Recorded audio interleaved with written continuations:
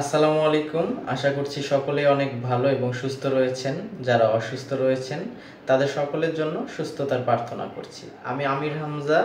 আজকে আপনাদেরকে একটি শিক্ষণীয় এবং সুস্থ থাকার রহস্য নিয়ে একটি গল্প শোনাবো। এই ঘটনাটি মূলত আমি ইন্টারনেটের মাধ্যমে জাপানের একটি বৃদ্ধের ঘটনা আমি আপনাদেরকে এখন শোনাবো। একজন বৃদ্ধ মহিলা কিভাবে লং টাইম সুস্থ ছিলেন সেটি বর্ণনা করা হয়েছে। একজন সাংবাদিক ওয়াকিওয়ার দ্বীপে একটি বৃদ্ধকে প্রশ্ন করেছিলেন, আপনি যে এই 119 বছর থেকে সুস্থ রয়েছেন, আপনার এই সুস্থ থাকার ঘটনা বা রহস্যটা আমরা জানতে চাই। বৃদ্ধ মহিলা হেসে উত্তর দিয়েছিলেন, আমি রাগকে মনে রাখি না, আমি নিয়মিত হাঁটি, আমি পেট পুড়ে খাই না এবং আমি সূর্যোদয়ের আলো দেখি।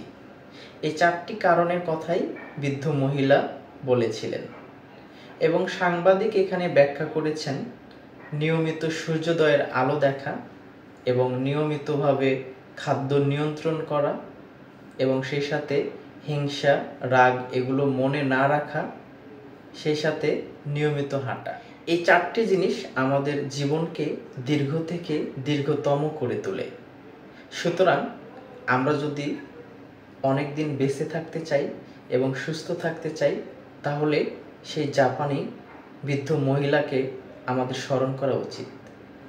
বর্তমানে আমরা যেটা দেখতে পাই, রাগকে আমরা মনের মধ্যে লালন পালন করি, পুষে রাখি, সেটাকে আমরা অনেক বড় করি এবং কখনোই আমরা হাঁটি না, সেই সাথে খাবারও নিয়ন্ত্রণ করি না এবং সূর্যোদয়ের আলো কে কবে দেখেছেন শেষে এটাও বলতে পারবেন না। সুতরাং এখান থেকেই সচেতন হন এবং ইন ফিউচারে সুস্থ থাকার এবং ভালো থাকার সিদ্ধান্ত আপনিই গ্রহণ করুন। তাহলে বন্ধুরা, আজকে এখানেই সমাপ্ত করছি। আগামীকাল অবশ্যই রাত 8টায় আবারও আমি একটি গল্পের মাধ্যমে শুরু করব, যেখানে আমি বর্ণনা করব 116 বছর বেঁচে ছিলেন একজন বৃদ্ধ কিভাবে।